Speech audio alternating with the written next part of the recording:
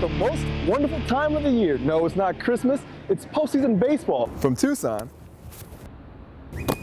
to Tempe, both these bitter rivals agree that there's just something special about this game. All right, Brandon, I'm down here at the garage where you have to roll up your sleeves a little bit and get a little down and dirty if you want your car to be successful. Now, while most people are sleeping in on Saturday, I had the thrill to run Neil Thrill Hill with Devontae. For these D-back fans, the 2001 World Series was more than just a championship. It helped define a new era in Arizona sports. From what's going on. Brian, it's been a fun day. I think the entire state of Arizona is ready for some football. For Cindy, it's not about the design of these flags, but it's more so about making a difference in people's lives. The Golden Grannies prove that no matter what age you are, rhythm is just a state of mind. For Darius Simmons, this feels like a second home to him. And these fans are his new adopted family. Yeah! KJ Bowen was more than just an athlete at Peoria High School. His friends and family described him as a leader, caring, and motivational. KJ is the most lovable person.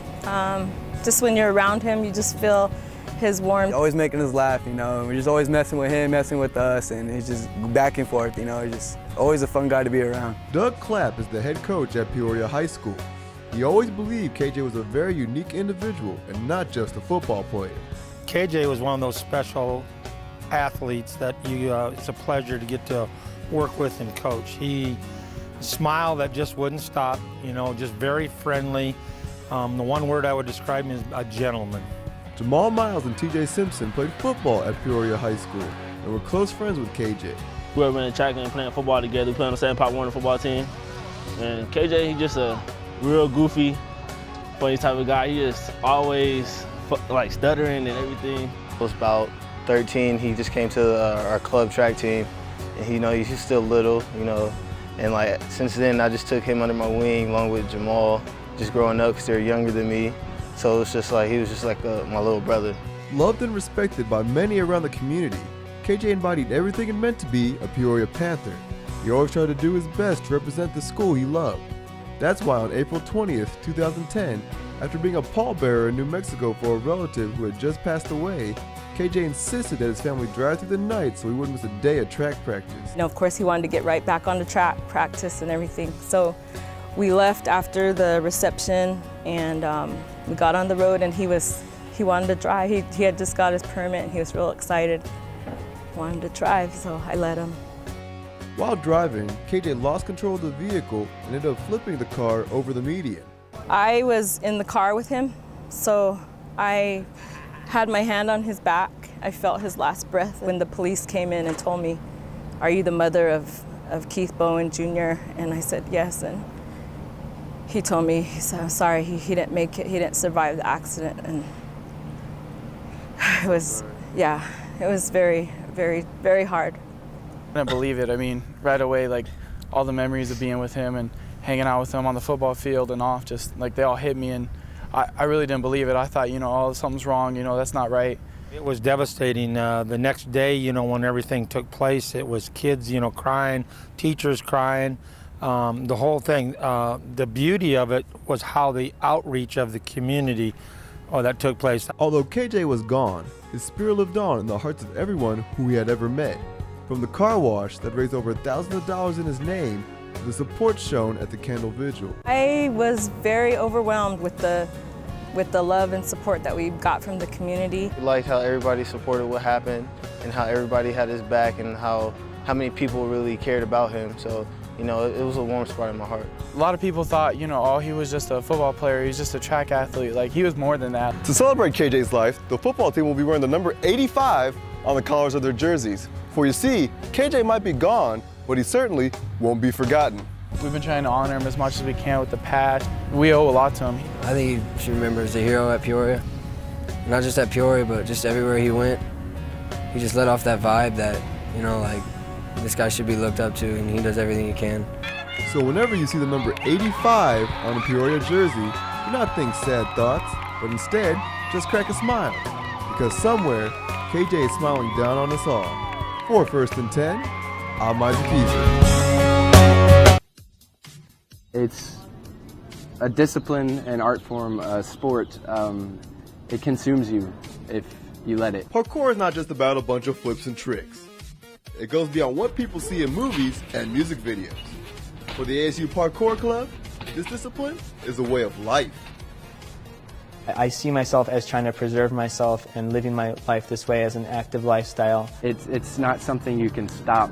You have to, once you do it, you continue, or you don't do it. Although no one is exactly sure how parkour started, many say that it originated in France and became famous thanks to David Bell. David Bell came along with his dad, and his dad was a firefighter, and the whole point of it, I believe, was his dad wanted to figure out a way to get to people faster, to rescue them, to the firemen. And so we came up with these basic techniques to get over little, walls, or to get over tables, or railings, or whatever. And then David Bell, his son, took that and strapped a bomb to it, and it exploded into this giant thing. Now at first, many of the moves these guys perform can look very difficult, but that's what makes parkour so special. This discipline is based around basic human movements. So with time and practice, anybody can pull off these flashy maneuvers. You remember jumping off stuff when you were a kid, climbing things. It's not really like when do you start parkour, it's when did you stop doing parkour. It's just become more urban in the media or more urban in society. So people look at it as this like new thing, but we've been doing it all our lives. We just kind of stopped for a while. Now I was curious to find out just how difficult parkour is. So I attended a parkour class taught by Justin's mentor and ASU alumni, Francesco Caban. You can do it, Isaac. Make goals, man. Take a break and then go back and get it. Hell yeah, that feels good. Able to make it over something because they lean forward and jump. After all that training, I thought I was more than ready to perform the wall run the next day. Alright, so we're going to be doing wall run. Pretty much you're going to be running straight toward the wall. Okay. And then we're going to be planting one foot on it, digging into it with that one foot, swinging your arms up, and the leg that's not your jumping leg, it's going to swing up as well, and you're going to reach up and try to grab the top with your hands. Come on, Isaac! Got it! Got it! Oh! Good, Isaac! It's Marvel! Go on, man! Got it! You got this, dog! Yeah! Woo! Yeah, the wall run was no problem at all, but after that, I was done. But these guys were just getting started. Francesco was even willing to strap a camera to himself and give us a first-person perspective of a true Tresor in action.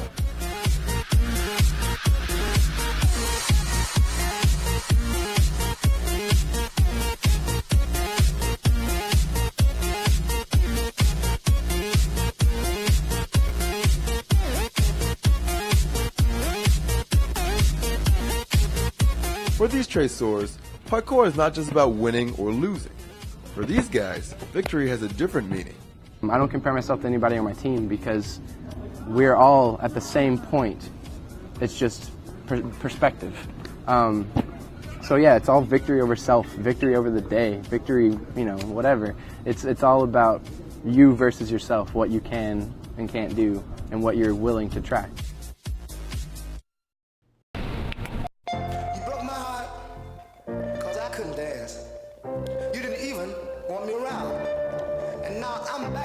To let you know I can really shake them down. On Saturday, the U.S. Airway Center played host to yet another intense, strenuous event. No, it wasn't a basketball game. It was the Golden Granny auditions. To me, being a Golden Granny is that I know I can still do it. My children love it, my grandchildren love it, and I love to dance. I've watched them every year, and I have thought, oh my goodness. All these dancing divas were fighting for an opportunity to be part of this legendary team. I think the girls are nervous, especially the new girl. I'm 63, and it's like, I've got the nerve to get out here and try out, whether I make it or not. I'm hoping in my heart. In fact, I even said a prayer last night before I went to bed. After the practice session, it was finally time for these grannies to shake what their great grannies gave them in front of the judges. Shake that.